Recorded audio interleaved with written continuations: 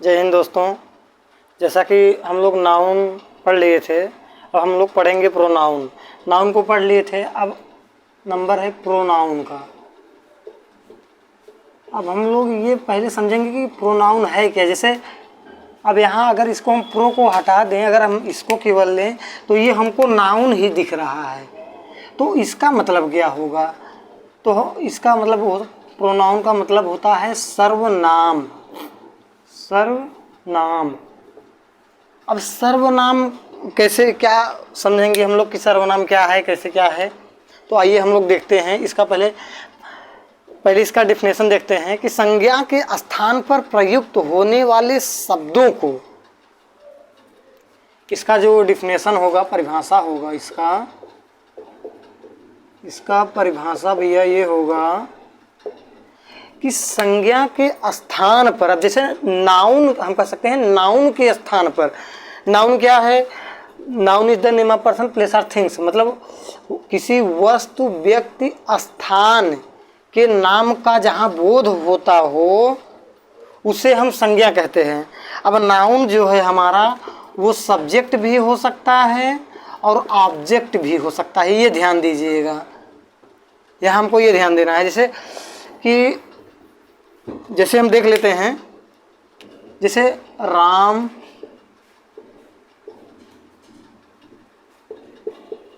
आम खाता है।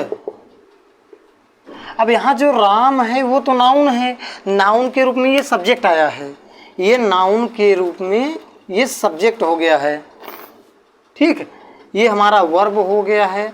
और ये आम जो है ये ऑब्जेक्ट है, ये भी नाउन है। आम भी हमारा नाउन है, क्योंकि नाउन की जो परिभाषा है, किसी वस्तु, व्यक्ति, स्थान के नाम को, या जिससे हमें बोध कराता हो या जानकारी कराता हो, उसे हम नाउन कहते हैं। तो क्या आम जो है हमें किसी वस्तु का बोध करा रहा है और राम किसी व्यक्ति का बोध करा रहा है। तो इसमें कह ये रहा है कि प्रोनाउन कह ये रहा है भैया कि संज्ञा के स्थान पर प्रयुक्त होने वाले शब्द को, संज्ञा के स्थान पर प्रयुक्त होने वाले शब्द को सर्वनाम कहते हैं, या नाउन। नाउन के स्थान पर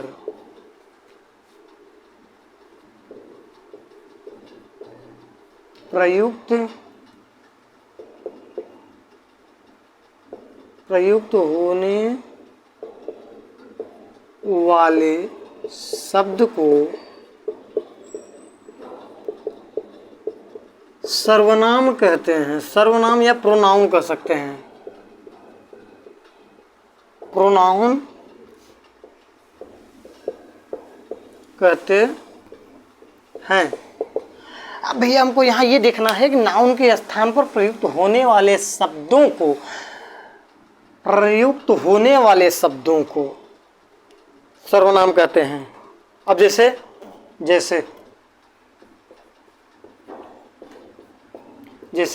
ही, सी, आई, यू इत्यादि हम कर सकते हैं। अब भी हमको यहाँ ये ध्यान देना है कि जैसे हम कोई वाक्य बोलते हैं, एक वाक्य मतलब बोलते हैं, जैसे कि मैं बोल दिया कि रमेश एक अच्छा लड़का है, रमेश घर जाता है, रमेश पानी पीता है, रमेश खाना खाता है। तो बार बार रमेश का नाम आने से थोड़ा अच्छा नहीं लगता है। तो वही रमेश के स्थान पर जहाँ बार बार रमेश आ रहा है, वहाँ रमेश ना करके वहाँ हम ही लगा देते हैं। अगर किसी महिला का नाम है तो वहाँ सी लगा देते हैं। तो ये चीज़ हमको ध्यान देना है। जैसे यहाँ देखिए, मैं एक शब्द लिख रहा हूँ, जैसे रमेश एक अच्छा लड़का है। रमेश क्रिकेट खेलता है। रमेश क्रिकेट खेलता है। रमेश पानी पीता है। पानी पीता है। अब हमको यहाँ ये देखना है कि जो बार बार रमेश आ जा रहा है, जैसे यहाँ तो चलिए ठीक है, एक बार आप ले ले रहे हैं, चलिए ठीक है। यहाँ जब दोबारा आ जा रहा है, फिर यहाँ आ जा रहा है, फिर अगर आप आगे वाक्य बनाना चाहते हैं फिर आ जाएगा, तो यहाँ हम ये कर सकते हैं। तो हमें बार बार रमेश एक मतलब एक जैसे ऐसा लग रहा है कि टॉर्चर लग रहा है, तो यहाँ रमेश को अगर हम हटा देते हैं, रमेश के स्थान पर रमेश एक अच्छा लड़का है, वह क्रिकेट खेलता है, फिर वह पानी पीता है। अब हमें एक सटेबल, जो हम कह सकते हैं सटेबल वाक्य हमें समझ में आ रहा है कि चलो एक अच्छा वाक्य लग रहा है। अब नहीं तो बार बार रमेश या किसी का नाम भी किसी और का हम ले सकते हैं, तो बार बार से अच्छा उसी को कहते हैं सर्वनाम, प्रोनाउन। मतलब नाउन के स्थान पर प्रयुक्त होने वाले शब्दों को सर्वनाम या नाउन कहते हैं। ठीक है, चलिए आगे हम लोग देखते हैं।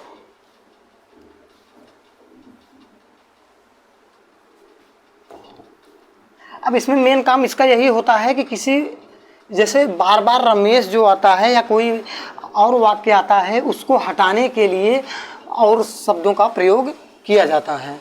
बाकी चीज़ें हम लोग अभी देखते रहेंगे। ठीक है, अब हम लोग देखते हैं कि टाइप्स ऑफ प्रोनाउन, मतलब प्रोनाउन कितने प्रकार के होते हैं। प्रोनाउन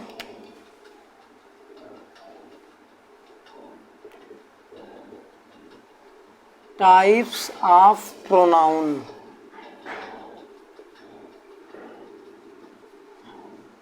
मतलब सर्वनाम के प्रकार। सर्वनाम के प्रकार। अब भैया हमको तो चलो ठीक है कि हमको ये पता चल गया है कि प्रोनाउन है क्या। जैसे हमको ये पता चल गया है कि हमको ये ट्रेन पकड़ना है तभी हम दिल्ली जा पाएंगे, तो दिल्ली जाने के लिए चलिए हम ट्रेन पकड़ लेते हैं, लेकिन कहाँ से उस ट्रेन को हमें बदलना है वो चीज़ हम देखते हैं, कौन कौन से स्टेशन पे हमें गाड़ी बदलनी पड़ेगी। तो जो प्रोनाउन होता है वो हमारा 8 प्रकार का होता है। कितने प्रकार का होता है? 8 प्रकार का।